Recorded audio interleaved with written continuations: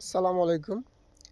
গতকালকে MI Emirates এবং gold জায়ান্টের মধ্যে যে খেলাটা হয়েছে, এই খেলাটা আহ, হেরেও গেছে হচ্ছে কোচের জন্য। আর সাকিব আল হাসান জায়গাও পায় না এই কোচের জন্য। কারণ হচ্ছে কি, একটা প্লেয়ার জার্নি করে হুট করে আসলো আর আপনি তাকে প্রথম ম্যাচে আপনি তাকে মাঠে নামিয়ে দিলেন। খেলা তো আরও ছিল, সাকিব আল হাসানকে নামাইলে কি হইতো? সাকিব আল হাসানের ধারের কাছে কি রাশিদ খান আছে? 3 ওভারে 44 রান দিছে। এটা কোনো হইলো? ম্যাচটা তো সে হারিয়ে দিছে। আপনি সাকিব আল হাসানকে সুযোগ দিলে অন্তত সে কার্যকরী কিছু একটা করতে পারত। সো এই রাশিদ খানের কাছে জায়গা হারিয়েছে, অতঃপর রেজাল্ট কিন্তু 3 ওভারে 44 রান।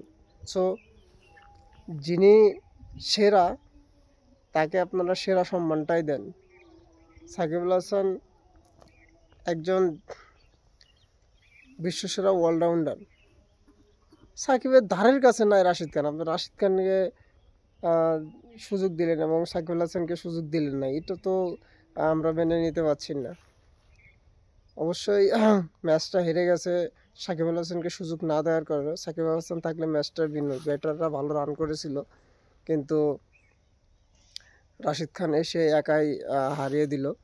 তো এটা খুবই স্যাড একটা বিষয় হলো। সাকিব আল হাসান থাকলে অবশ্যই ভালো কিছু হইতো। আপাতত 3 ওভার 44 রান দিত না, তো ম্যাচটা হয়তো ভিন্ন ফলাফল হতেও পারত। এই হচ্ছে ওভারঅল একটা বিষয়। তো ভালো থাকবেন সবাই, সাকিব আল হাসানের সাথে থাকবেন, আমার সাথে থাকবেন। আসসালামু আলাইকুম।